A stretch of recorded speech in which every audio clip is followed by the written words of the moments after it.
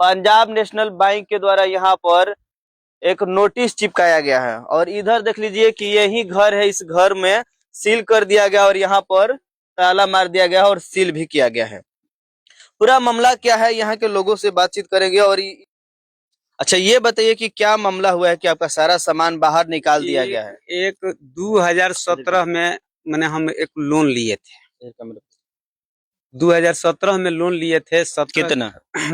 10 लाख का सीसी था। ठीक है।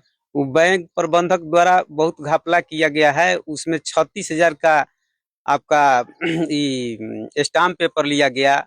उसमें दलालों के द्वारा मैंने लूटपाट में 2 लाख रुपया उसी समय वो लोग काट लिए। 10 लाख रुपए में? 10 लाख में 3 लाख रुपया जो है हम ला करके अपना व्यवसाय चालू किए। व्यवसाय नहीं चला तो हम बैंक प्रबंधक को आवेदन दिए, वित्त मंत्रालय में दिए, भारत सरकार को, मुख्यमंत्री के, मैंने जहां तहां बहुत अपना हम लेटर को छींटे, किसी तरह का संज्ञान नहीं लिया गया। उसके बाद मेरे पास आवेदन सारा। लोन आप क्यों लिए थे? बिजनेस के लिए कि बिजनेस के लिए थे। बिजनेस आपका नहीं चला? बिजनेस नहीं चला तो उसीलिए हम बैंक प्रबंधक को कहे कि सर इतने पर अपना आवेदन दे करके कि यहीं पर खड़ा कर दीजिए और छोटा छोटा इंस्टॉलमेंट बांध करके हमसे ले लिया जाए। लेकिन नहीं, उल्टा सीधा हमको समझा करके आप 50,000 निकालिए, फिर जमा कीजिए, निकालिए।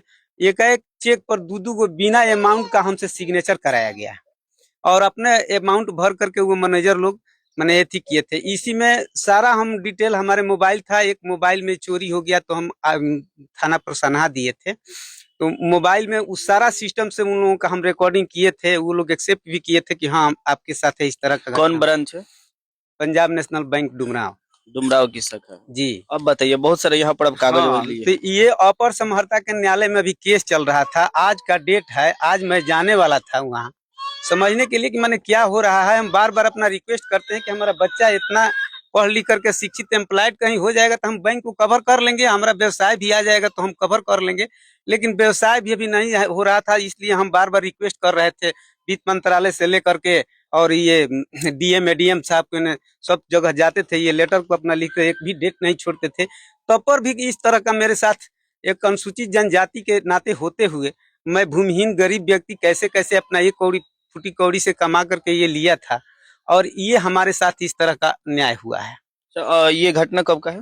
ये घटना कल का है, 30 तारीख को। कल की 29 तारीख शाम को अंधेरा में ये सब कुछ मैंने अंधार तक अपना सब निकाल दिया। निकाल करके ताला मार करके चले गए। एगो हेथी पर हमसे रिसीव कराए, उसमें ना हमसे यही बोल रहे थे लोग कि डीएमएसपी का आदेश है, तो वो कॉपी दिए तो उसमें हम देख रहे हैं कि डीएमएसपी का कोई जिक्र नहीं है। अब जा रहे थे, आज पता चला बैंक आपसे पैसा नहीं ना मांग रहा था कि पैसा आप जो लिए हैं पैसा दे दीजिए? पैसा मांग रहा था। लोक अदालत में हम बार बार आवेदन दिए हैं समझौता के लिए कि भाई समझौता करके एगो छोटा सा हमको हेथी पर ला दिया जाए। हम बोल रहे थे कि हमको 2-3 महीना का टाइम दे दिया जाए। में दे देंगे। हाँ नहीं, 2-3 महीना का टाइम दे दिया जाए। हम हितई नतई चाहे जैसे हो अपना व्यवस्था करके हम आपको दे करके आप उधार हो जाएंगे। लेकिन एक ये बैंक प्रबंधक एक न एक सुने है, इसी तरह का हमारे साथ अन्याय किया है। ऐसा नहीं ना कि आपका जमीनें बैंक वाला बेच दिए हैं? अब ये तो मालूम नहीं हमको है, आपको नहीं पता? ना हमको पता तो नहीं है कि बैंक हमारा घर द्वार बेच दिया है। अच्छा, अभी कोई नेता मंत्री स्थानीय कोई समाज सेवी आए थे कि नहीं? ना, सामाजिक कार्यकर्ता कोई नहीं आए थे। ऐसे वर्तमान विधायक यहाँ के जो राहुल सिंह है डुमराव, राहुल सिंह से बात हुआ था तो वो बोले कि हम बैंक मैनेजर से बात करते हैं।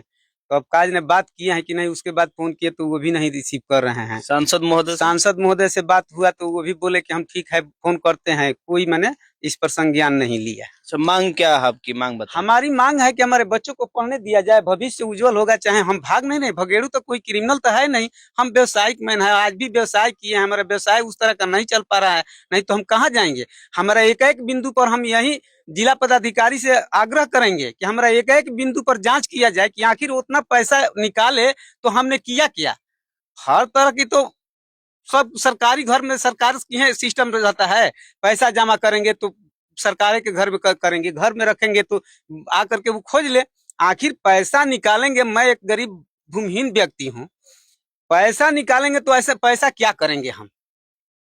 जो ये बहुत बड़ा हेथी बात है कि पैसा निकाल लिया तो निकाल करके हम करेंगे क्या। कोई पियक्कड़ है या कोई हम दारूबाज है या कोई क्रिमिनल है, चाहे मैंने हमारे तरह अवैध तो कोई बात नहीं, हम रात दिन लड़कों को संघर्ष में जीवन बिताते हैं कि नहीं। आप लोग मान लीजिए कि पियक्कड़ है चाहे डिफॉल्टर है तो बैंक उसी समय लोन नहीं देगा। आपका आचरण अच्छा रहेगा तभी ना बैंक लोन देगा। एक पीएनबी से हमारा भी लोन था, पीएनबी से लोन था। मैनेजर साहब आकर के सिस्टम से देखे कि व्यवसाय नहीं चल पा रहा था, तो वो बोले कि दिनेश जी आप आइए हमारे बैंक में जो है समझौता कर लीजिए, आपसे अब लोन नहीं ये थी होगा तो आप मैनेज कर लीजिए।